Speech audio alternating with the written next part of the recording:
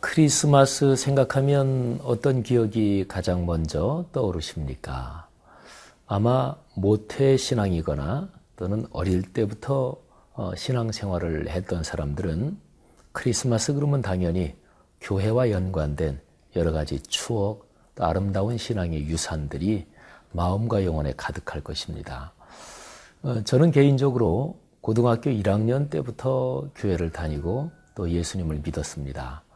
그래서 저는 사실은 어렸을 때 크리스마스에 교회 안에서 지냈던 그런 기억은 별로 없고요. 그런데도 불구하고 가만히 생각해 보면 어렸을 때 교회는 안 다녔지만 크리스마스 때 교회에서 빵 나눠주고 그러니까 갔던 기억이 저한테 있습니다. 크리스마스는 지금 현재는 전 세계적으로 기독교의 신앙적 명절 이것만이 아니고 전 세계의 그냥 축제일이 돼버렸지요. 좋은 점도 있고 나쁜 점도 있어요. 꼭 나쁘다고만은 볼 수 없어요. 왜냐하면 예수 그리스도 탄생하신 날이 크리스마스다. 이거는 그냥 축제일로 즐기는 사람도 다 아니까 복음을 전할 수 있는 사전적인 분위기 조성 이런 게 된다고도 볼 수 있으니까 그런 것도 괜찮은 거지요. 올 크리스마스에 예수 그리스도께서 이 땅에 오신 그 본질적인 의미가 우리 그리스도인들에게 가득했으면 좋겠습니다. 다시 한번 성경적인 명백한 메시지가 우리의 마음, 삶 속에서 살아 움직이는 그런 크리스마스가 되기를 간절히 바랍니다.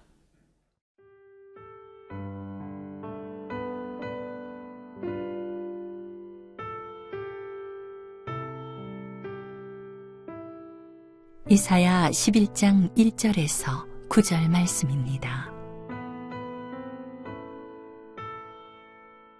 이새의 줄기에서 한 싹이 나며 그 뿌리에서 한 가지가 나서 결실할 것이요 그의 위에 여호와의 영 곧 지혜와 총명의 영이요 모략과 재능의 영이요 지식과 여호와를 경외하는 영이 강림하시리니 그가 여호와를 경외함으로 즐거움을 삼을 것이며 그의 눈에 보이는 대로 심판하지 아니하며 그의 귀에 들리는 대로 판단하지 아니하며 공의로 가난한 자를 심판하며 정직으로 세상의 겸손한 자를 판단할 것이며 그의 입의 막대기로 세상을 치며 그의 입술의 기운으로 악인을 죽일 것이며 공의로 그의 허리띠를 삼으며 성실로 그의 몸의 띠를 삼으리라. 그때에 이리가 어린 양과 함께 살며 표범이 어린 염소와 함께 누우며 송아지와 어린 사자와 살진 짐승이 함께 있어 어린아이에게 끌리며 암소와 곰이 함께 먹으며 그것들의 새끼가 함께 엎드리며 사자가 소처럼 풀을 먹을 것이며 젖 먹는 아이가 독사의 구멍에서 장난하며 젖된 어린아이가 독사의 굴에 손을 넣을 것이라. 내 거룩한 산 모든 곳에서 해됨도 없고 상함도 없을 것이니 이는 물이 바다를 덮음같이 여호와를 아는 지식이 세상에 충만할 것임이니라. 예수 그리스도의 탄생, 메시아가 세상에 오시는 것, 이 주제에 대해서 구약 성경에서 가장 많이 예언하고 있는 책이 이사야서 그리고 시편입니다. 특별히 이사야서 말씀에 보면 우리 그리스도인들이 성탄의 거룩한 계절이 되면 자주 듣는 구절들이 이사야서에 쭉 나오죠. 오늘 우리가 묵상하는 11장 1절부터 9절도 가장 대표적인 몇 가지 구절 중에 하나입니다. 이 구절은 우리가 신앙생활 쭉 하면서 많이 들은 구절이니까 이거는 이렇게 들으면 또는 읽으면 크리스마스에 대한 정감, 그 정서가 이렇게 우리에게 다가오지요. 제가 한번 11장 1절부터 몇 절만 낭독해 드리겠습니다. 한번 이렇게 들어보십시오. 눈을 감고 들으셔도 좋습니다. 이새 줄기에서 한 싹이 나며 그 뿌리에서 한 가지가 나서 결실할 것이요. 그의 위에 여호와의 영, 곧 지혜와 총명의 영이요, 모략과 재능의 영이요, 지식과 여호와를 경외하는 영이 강림하시리니 그가 여호와를 경외함으로 즐거움을 삼을 것이며 그의 눈에 보이는 대로 심판하지 아니하며 그의 귀에 들리는 대로 판단하지 아니하며. 아멘. 이새의 줄기에서 한 싹이 나며 그 뿌리에서 한 가지가 나서 결실한다. 이런 1절만 이렇게 들어도 신앙생활 오래 하신 분들은 성탄절, 크리스마스구나 하는 감성이 확 밀려오죠. 그런데 오늘 이 본문에서 중요한 것이 있습니다. 예수 그리스도께서 오신다는 것인데요. 근데 중요한 것이 예수 그리스도 그 메시아는요, 눈에 보이는 대로 심판하지 않는데요, 귀에 들리는 대로 판단하지 않는데요. 우리가 이 구절을 자주 들어서 이상하지 않은 것 같은데 사실은 조금만 생각해 보면 이상할 수도 있어요. 예수 그리스도 메시아시잖아요. 그분이 잘못 판단하실 리 있을까요? 그럴 리 없지요. 그분의 판단 또는 그분의 여러 가지 생각, 여기에 어떤 결함이 있을 수가 있을까요? 그럴 수 없잖아요. 더군다나 그분이 직접 눈으로 보시고 그분이 귀로 직접 들으시고 그러면 거기에서 판단하는 것은 정확한 거잖아요. 근데 제가 아까 3절까지 봉독해 드렸는데 그 3절 말씀이 바로 제가 지금 하는 요 얘기, 그 얘기를 담고 있어요. 그분은 눈으로 보시면서 눈에 보이는 대로 심판하지 않으신대요. 그분이 귀로 들으시면서 귀에 들리는 대로 판단하지 않으신대요. 자, 이 정도로 설명드리니까 진짜 조금 이상하네 하는 생각이 들잖아요. 그러면 메시아, 예수 그리스도, 그분은 어떻게 심판하시고 어떻게 판단하실까요? 이게 무지무지하게 중요합니다. 크리스마스의 메시지에서 핵심이 여기에 담겨 있습니다. 자, 4절을 제가 읽겠습니다. 공의로 가난한 자를 심판하며 정직으로 세상에 겸손한 자를 판단할 것이며. 여러분, 성경에는 가난한 자에 대한 어떤 사랑과 위로, 격려의 말씀이 많아요. 가난한 자를 편드는 말씀이 당연한 거지만 많아요. 가난한 자 도우라 그러죠. 그러면 가난 그 자체가 자랑할 거냐? 그건 아니에요. 어떤 가난한 사람, 가난하다는 것 때문에 다른 게 다 익스큐즈 되고 양해되느냐? 그거는 아닙니다. 그러니까 가난한 자도 그 안에 교만이 있을 수 있고 가난한 자도 그 안에 죄가 있을 수 있죠. 그거 당연한 얘기잖아요. 그래서 가난하다 그래서 무조건 봐주는 게 아니라 공의로 가난한 자를 심판하며, 그리고 어떤 사람이 겸손해요. 겸손하면 그 사람은 다 괜찮아 그러는 것일까요? 거짓 겸손도 있고 그리고 겸손으로 가장된 교만도 있을 수 있고요.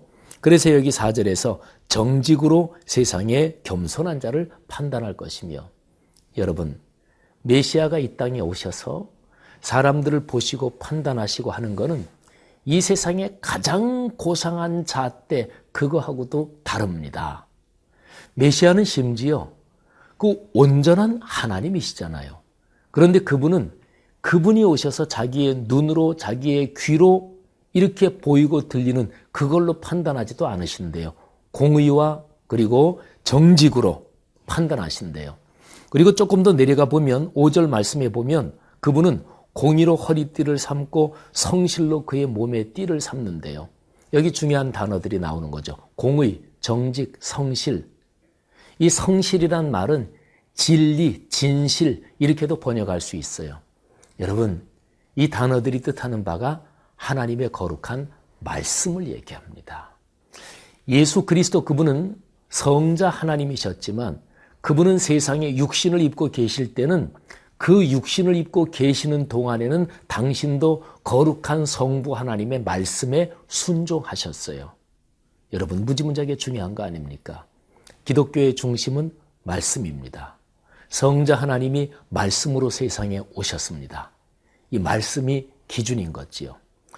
성탄절이 우리에게 주는 가장 커다란 의미가 무엇입니까? 요한복음 1장 14절은 예수 그리스도께서 이 땅에 오신 것을 이렇게 표현하고 있죠. 말씀이 육신이 되어 우리 가운데 사셨다. 여러분, 말씀이 우리 그리스도인의 삶에 살아 움직이기를 축복합니다.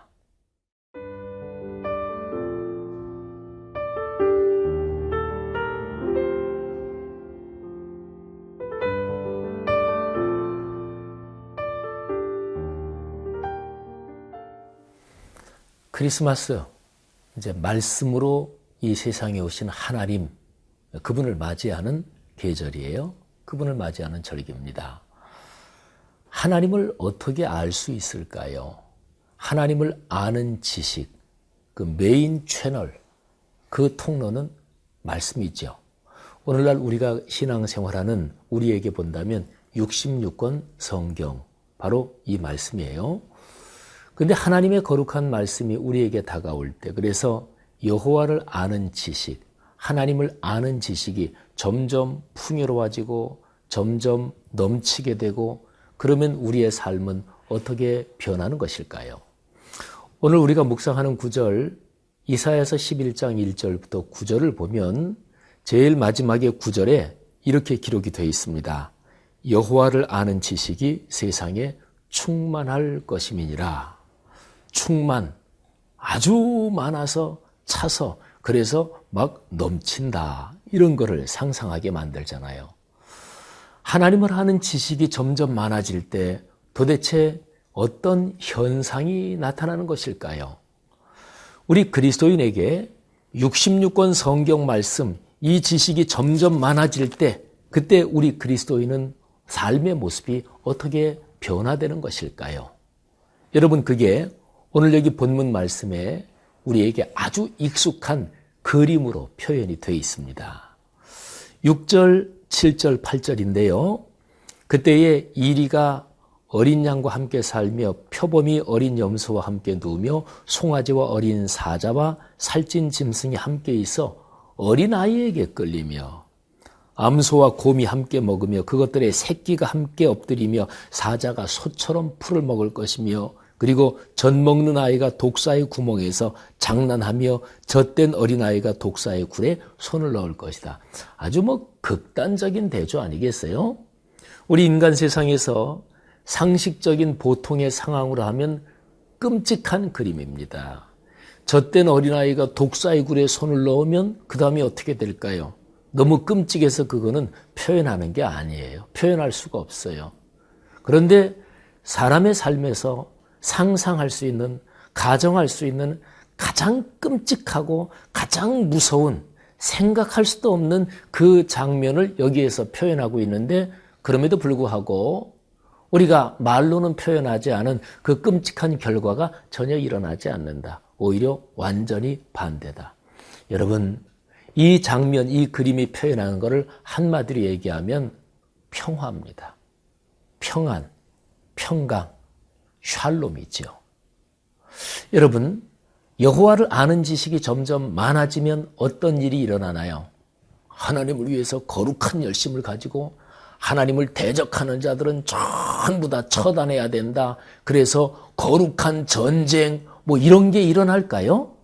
아닙니다. 착각입니다. 오늘 여기 메시아가 오셔서 여호와를 아는 지식이 온 세상에 충만하면 그러면 평화가 이루어진다 그러잖아요. 싸움, 전쟁, 갈등이 그친다 그러잖아요.